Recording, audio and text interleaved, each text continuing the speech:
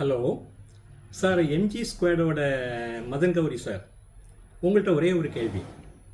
Daily ஒரு video போடுறீங்க, right. ஆனால் வீடியோ போடும்போது ஒரு செயல் நடக்கும்போது இதுக்கு இப்போ தீர விசாரித்து ஒரு செயலுக்கு பின்னாடி யார் இருக்கிறா, எதுக்காக அப்படி பண்ணுறாங்க அதையும் விசாரித்து போட்டாச்சுன்னா அது கொஞ்சம் நல்லாயிருக்கும். நீங்கள் வெறுமனே ஒரு சென்சேஷனல் ப்ளாகர் இல்லாமல் சமூக அக்கறை உள்ளவரா இல்லையாங்கிறத அது காமிச்சு கொடுக்கும். நான் அதிகமாக சுற்றி வளைக்கலை. நேற்றுக்கு கேரளத்தில் நடந்த ஒரு ரேகிங்கை பற்றி நீங்கள் சொல்லியிருந்தீங்களே, ஓகே, ரேகிங்கை பற்றி இப்போ பேப்பரில் என்ன வந்திருக்கிறோ அதை மட்டும் அப்படி சொன்னீங்க, ரைட்டு. அப்புறம் அட்வைஸ்லாம் பண்ணுறீங்க, இப்படிலாம் பண்ணாதீங்கப்பா, அது ரொம்ப கொடுமையாக்கும், அப்படிலாம் பண்ணக்கூடாது, நல்ல பசங்களாக இருக்கப்பா, நல்லா இருக்கப்பா, நல்லா படிங்கப்பா, பிள்ளைங்களை படிக்க வைங்கப்பான்னு சொல்கிறீங்க, ரைட்டு. இதை பண்ணினது யாருங்கிறது உங்கள் விசாரணையில் உங்களுக்கு தெரியவே வரலையா? ஏன் பயப்படுறீங்க?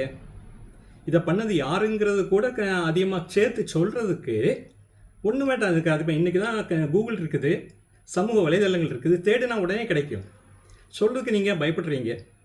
இதுக்கான விடையை தான் நாங்கள் தேடிட்டு இருக்கிறோம். நீங்கள் யாருக்கு பயப்படுறீங்க, எதுக்காக அப்படி பயப்படுறீங்க? சொன்னால் ஒழுங்காக முழுசாக சொல்லணும்.